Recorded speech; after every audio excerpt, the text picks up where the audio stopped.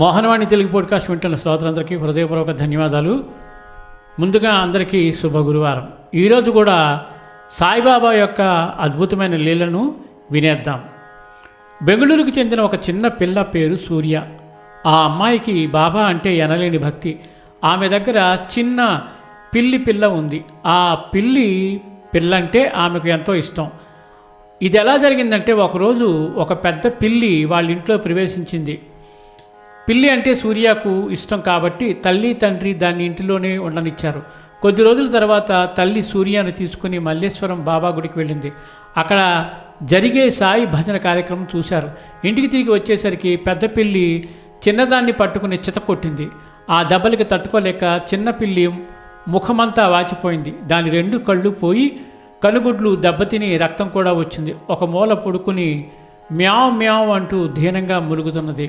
ఇదంతా చూసేసరికి సూర్యకి ఏడుపు ఆగలేదు. చిన్న పిల్లి కంటి చూపు పోయిందేమోనని బాధపడడం మొదలుపెట్టింది.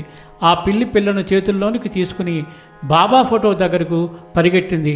సాయి, ఈ పిల్ల కంటి చూపును మీరు సరిచేయరా అని అడుగుతూ ఏడ్చింది.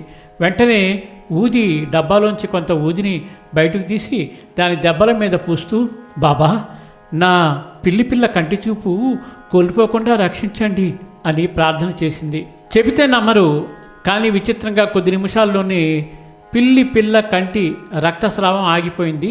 కనుగుడ్లు కూడా వాపు తగ్గి సాధారణ స్థితికి వచ్చాయి.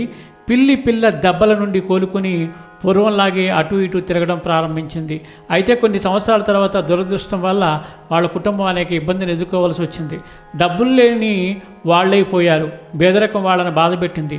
దానివల్ల మనసు విరిగి బాబా పూజలు చేయడం మానేశారు. కొన్ని సంవత్సరాలు బాబాకు ఎడంగా ఉండిపోయారు. దాని తర్వాత కుటుంబం అంతా చెన్నైకి వెళ్ళిపోయారు.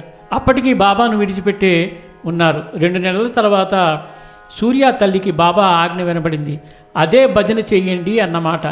దాంతో తెప్పరిల్లి పూర్వంలాగే భజనలు ఇంటిలోనే చేయడం ప్రారంభించారు. దగ్గరలో ఉన్న గుడికి కూడా వెళ్ళి వస్తూ ఉండేవారు.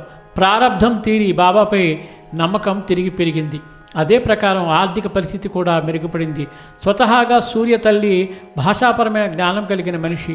అందుచేత ఆమె బాబాకు సంబంధించిన విషయాల మీద ప్రసంగాలు అనేక భాషల్లో చేస్తూ ఉండేది. ఇదంతా బాబా కృతజ్ఞతలు తెలపడానికే అని భావించింది.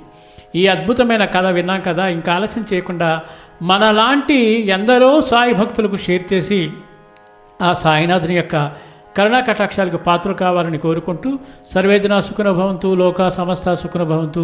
ధన్యవాదాలు. స్వస్తి.